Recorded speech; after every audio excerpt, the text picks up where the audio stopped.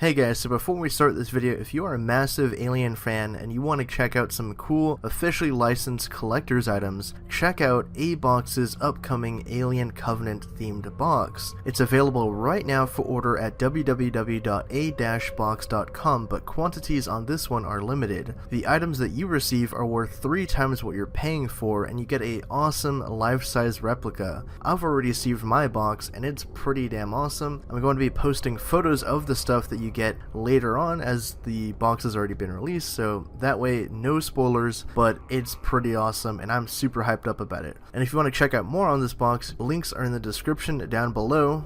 Now without further ado, enjoy the video. For the latest Alien and Predator news updates, visit hybridnetworkyt.com.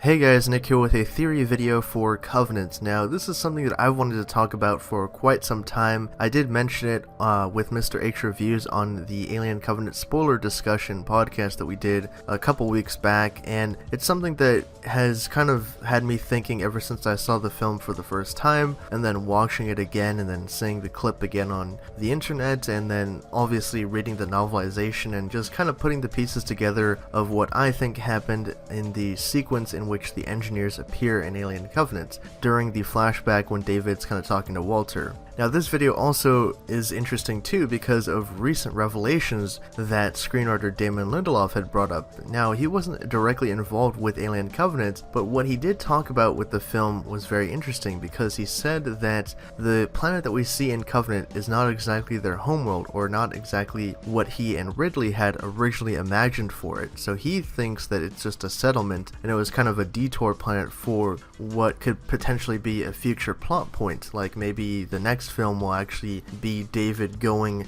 to the place that the engineers come from.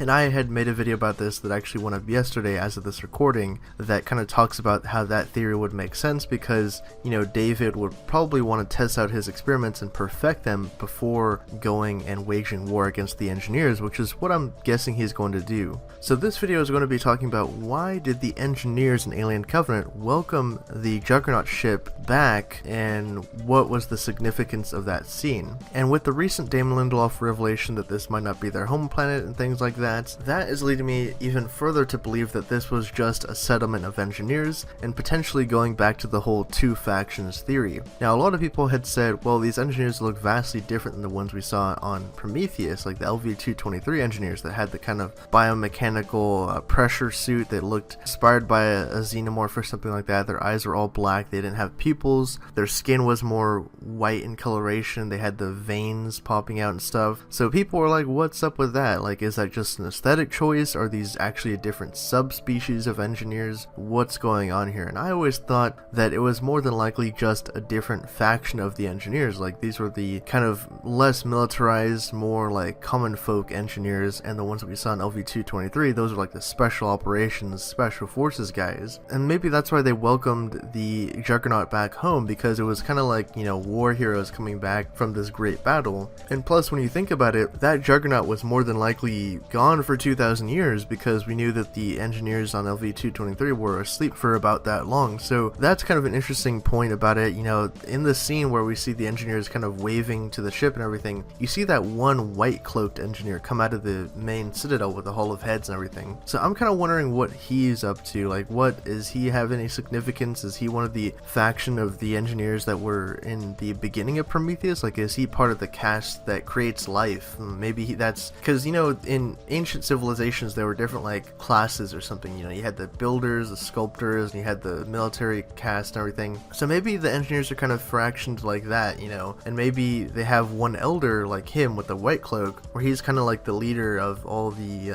common folk people that live on the settlement in this giant city that looks very much inspired by ancient Roman architecture and things like that. So this was definitely one of the most interesting and important scenes of the movie for me, just seeing the engineers back in this movie in a different different side of them. Like I said, getting a look into their society. We saw the female engineers, maybe there were engineer children running around that we didn't see either. So I always loved this sequence, and I'm really glad that they kept it in the final cut of the movie. But what do you guys think that they welcome back the Juggernaut in this scene? Leave your thoughts down in the comment section below. I'm gonna stick by the theory that it was the whole faction idea, that this was just an engineer settlement, and they're welcoming back long lost war heroes, like the ones from LV-223, and they were just amazed to see them returning. And then their unfortunate demise moments later as David unleashed the entire payload of the accelerant on their whole city. I'm definitely going to have some more videos in the future, probably when Covenant comes out on Blu-ray, so we can get better looks at what's going on in the scene, because I'd like to do videos like talking about like who's the engineer in the white cloak and stuff like that, but I mean, it's just like the images that we have right now are just so blurry and out of focus and stuff because